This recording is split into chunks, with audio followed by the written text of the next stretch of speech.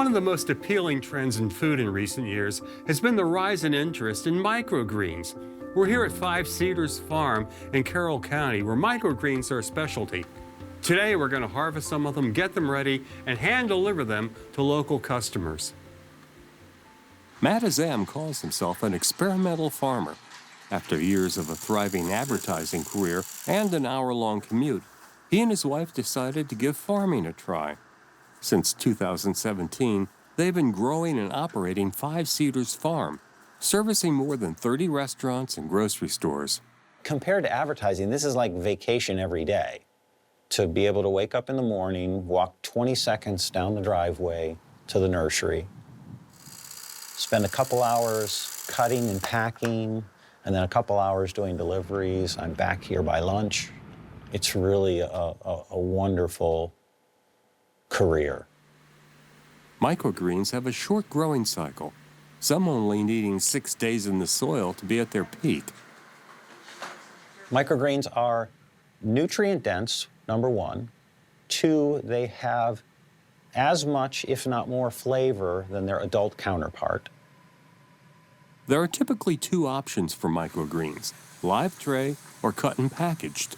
All of our microgreens are grown in soil and they're all cut here at the farm. But what we can do that live can't do is we can sell directly to the consumer through the grocery store. Rusty! Hey, what's up? Here is your delivery this morning. Thank you so much. I appreciate you. Absolutely, I appreciate you.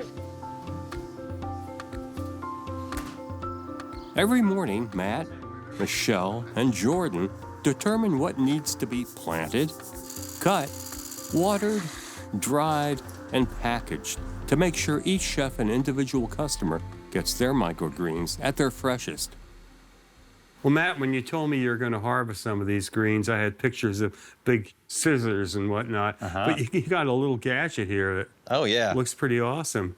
Yeah. This is your locally made Black & Decker How about that? grass shears. Oh, is that what these are for? That's what those are for. I thought it's for cutting someone's hair. Show me how you do it. Look at that. Just follow it down, say about a ½ inch above the soil. And you get a nice clean cut. You want to try? Yeah, sure. Let me come over there. I'm right-handed. No promises, folks.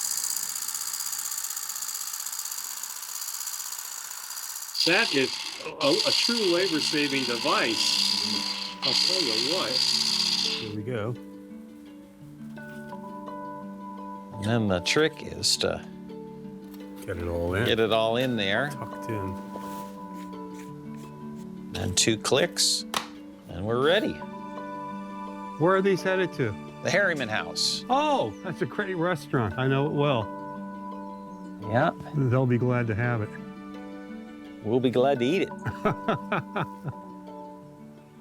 One of the really great things about microgreens is that they give a creative chef a lot of options for mixing and matching the flavors. So I'm really eager to see what Chef Kirby has in mind for us today. Chef Kirby, this is a beautiful dish that you prepared for us. Tell me a little bit about the ingredients. So I have some cannellini beans here. One of my favorite beans, really meaty, nice savory bean.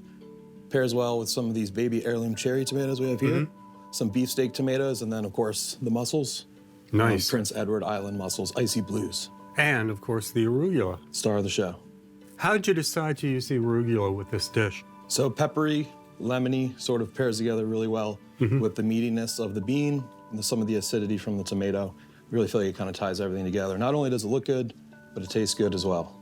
It tastes really good. I think it ties everything together nicely. It's like an extra seasoning. Absolutely. And it goes really well with the seafood flavor of the mussels. We'd like to put the recipe on our website. Sure. People can try it at home. Absolutely. Go to mpt.org/farm and give it a try. For the local buy, I'm Al Spoler. To get the recipe featured in this video, click the link in the description. Also, don't forget to subscribe so you won't miss out on future stories. Thanks for watching Maryland Farm and Harvest.